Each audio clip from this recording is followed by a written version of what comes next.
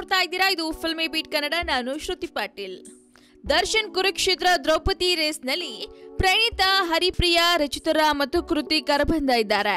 ಹೌದು, ಸ್ಯಾಂಡಲ್ವುಡ್ನ challenging star Darshan ರವರ ಬಹುನಿರೀಕ್ಷಿತ 50ನೇ ಚಿತ್ರ ಕುರುಕ್ಷೇತ್ರಕ್ಕಾಗಿ ನಾಯಕಿಯ ಹುಡುಕಾಟ ನಡೀತಾ ಇದ್ದು, ನಾಯಕಿಯ ಸ್ಥಾನದ ರೇಸ್ನಲ್ಲಿ 5 ನಟಿ ಮಣಿಯರ ನಡುವೆ ತೀವ್ರ ಪೈಪೋಟಿ ನಡೀತಾ ಇದೆ.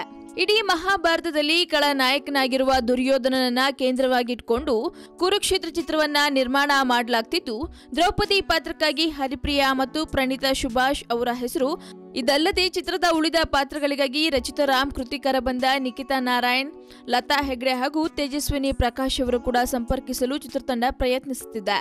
ಇನ್ನು ಕುಂತಿ ಮತ್ತು ಗಾಂಧಾರಿ ಪಾತ್ರಗಳ ಕುರಿತು ಚಿತ್ರತಂಡ ಯಾವುದೇ ರೀತಿಯ ಮಾಹಿತಿ ಬಿಟ್ಕೊಟ್ಟಿಲ್ಲ. ಚಿತ್ರ ಸೆಟ್ಟೇರುವ ಕೆಲ ದಿನಗಳ ಹಿಂದಷ್ಟೇ ಈ ಬಗ್ಗೆ ಮಾಹಿತಿ ನೀಡುವಂತೆ ಚಿತ್ರತಂಡಕ್ಕೆ ನಿರ್ದೇಶನ ನೀಡಲಾಗಿದೆಯಂತೆ. ದರ್ಶನ್ ಅಭಿನಯದ 50ನೇ ಚಿತ್ರ ಎಂಬ ವಿಚಾರದಿಂದಲೇ ವ್ಯಾಪಕ ಸುದ್ದಿಗೆ ಗ್ರಾಸವಾಗಿರೋ ಕುರುಕ್ಷೇತ್ರ ಚಿತ್ರವನ್ನ ಖ್ಯಾತ ನಿರ್ದೇಶಕ ನಾಗಣ್ಣ ನಿರ್ದೇಶನ ಮಾಡ್ತಾ ಇದ್ದು, ನಿರ್ಮಾಪಕ ಮುನಿರತ್ ಭಾರಿ ಬಜೆಟ್ ಚಿತ್ರಕ್ಕೆ ಬಂಡವಾಳ ಹೂಡುತ್ತಿದ್ದಾರೆ. ಜೆ.ಕೆ. ಬರ್ವಿ ಅವರು ಚಿತ್ರಕಥೆ ಬರೆದಿದ್ದು, ಕುರುಕ್ಷೇತ್ರ ಚಿತ್ರಕ್ಕೆ ಖ್ಯಾತ ಸಂಗೀತ ನಿರ್ದೇಶಕ ನಾದಬ್ರಹ್ಮ ಹಂಸಲೇಖ ಅವರು ಸಂಗೀತ ಸಂಯೋಜನೆ ಮಾಡಲಿದ್ದಾರೆ.